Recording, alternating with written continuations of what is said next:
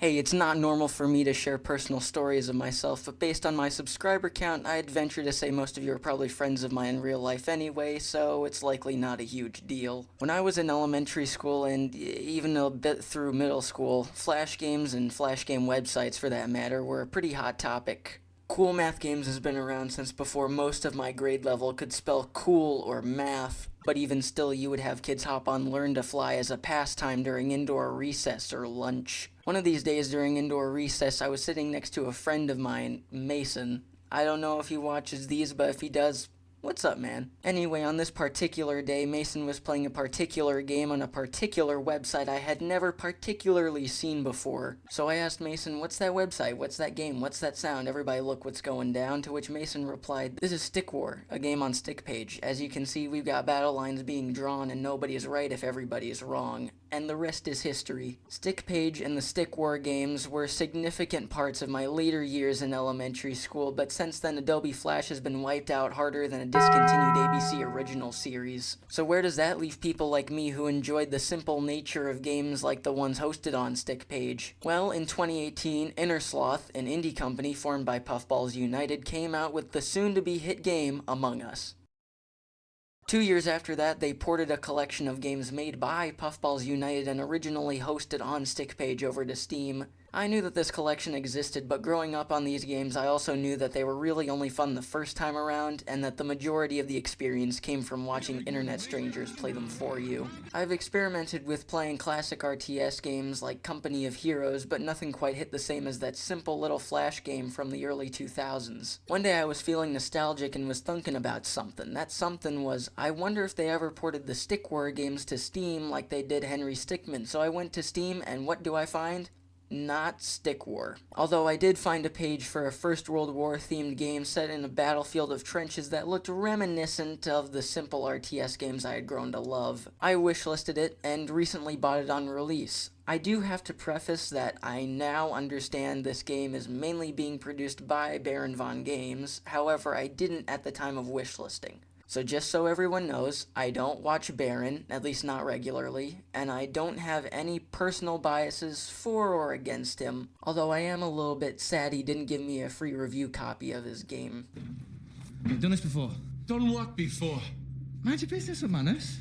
Starting with the game itself, Stickman Trenches does take cues from both Stick War Flash games. The end goal of every round is to destroy a building protected by a sentry tower at the opponent's end of the map, although in this case the building is the sentry tower. In the first Stick War game, you could only ever control where every troop went on the battlefield, as if they were all one collective hive mind of soldiers. In the second Stick War game, they expanded on this by allowing you to relocate individual troops or highlight an entire group to relocate, but they still had the original location controls at the bottom of the screen. In Trenches, they seem to strike a happy medium of the two by allowing the player agency to merge two sections of troops together, which also encourages pre-planning for which ones you want active on the battlefield. If I have a trench up ahead full of shotguns, I can choose to merge them with another patrol of snipers, or I can keep the snipers behind to offer some long-range cover. Speaking of positive aspects, the game never really fails to convince you that this is the First World War. Although some aspects of this game aren't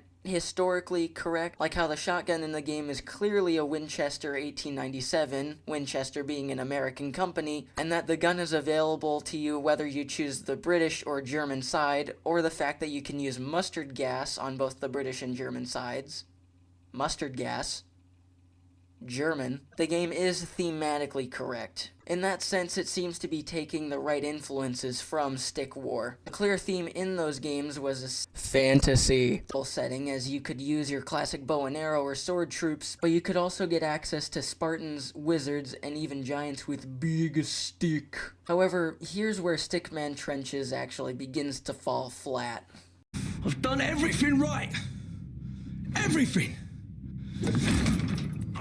My whole shot in life. Throughout the Stick War games and even classic RTS titles like Company of Heroes, your arsenal of troops was constantly expanding throughout the campaign. In Stick War, to get a new troop, you would have to beat them in a dedicated stage, and they would also use troops that you, the player, already had access to. which means campaign fights were always stacked against you. On top of that, you could make incremental upgrades to aspects of your soldiers like walking speed and attack damage. This progression system was brought over and expanded on in the second Stick War game, where a proper skill tree was introduced. Going into Stickman Trenches, I was expecting something similar, but the first time I opened it, I realized there was no campaign. That's okay, I thought to myself. There is a single-player mode. They probably integrated progression into that. So I chose the first map, picked the British side, and found that every troop was already available to me off the jump. One of the things that made Stick War 2 so special was that it always felt fulfilling to beat a stage you were struggling with, because the game always rewarded you with something new, be it a new troop for your arsenal or an upgrade that added another archer to your sentry tower. Stickman Trenches has a single progression tree in the form of decreasing the amount of time it takes for players to summon 3 individual troops. And on top of this, the upgrade tree resets when you win or lose a match. That's right, the upgrade tree resets with every match. But that isn't what grinds my gears. What disappoints me is that this is the same state the upgrade tree was in 5 months ago in a demo played by the titular Baron von Games. Also included in this demo was a teaser for a campaign labeled Campaign. This game doesn't include a multiplayer mode, so getting better at it doesn't grant you anything except bragging rights, kinda. This game isn't very well known. The only other mode besides the single-player scenarios is the Endless Wave mode, which I would have loved to see implemented in a campaign like it was in the original Stick War. Actually, you know what? Let's do some more comparisons. Both of the Stick War games actually felt like genuine wars while you were playing them. What I mean by that is they were very bloody, as Flash games tended to be. It's clear that Stickman Trenches is going for a more kid-friendly approach, but for those of you who haven't caught on, the First World War wasn't exactly a Nerf gun fight. On top of this, Stick War 1 and 2 both had some form of voice acting, solid sound design, and although it didn't have a big soundtrack, at least the one song it did have looped properly.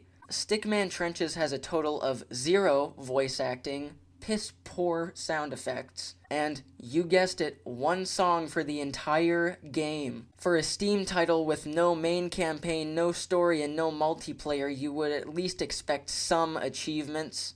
Nope, none. Zilch. What about a workshop? This game seems like it would be fun to mod, like People Playground.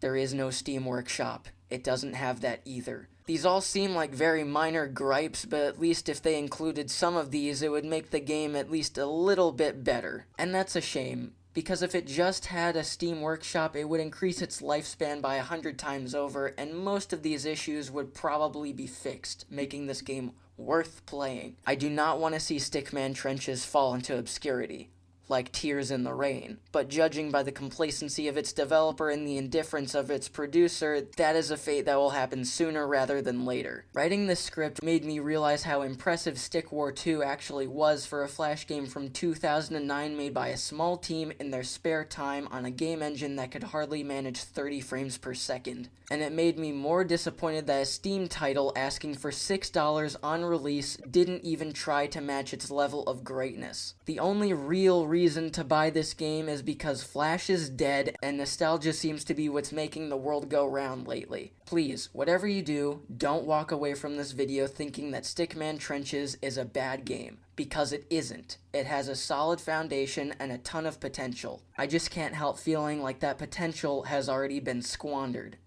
Thanks for watching. Battle lines being drawn. Nobody's right if everybody's wrong.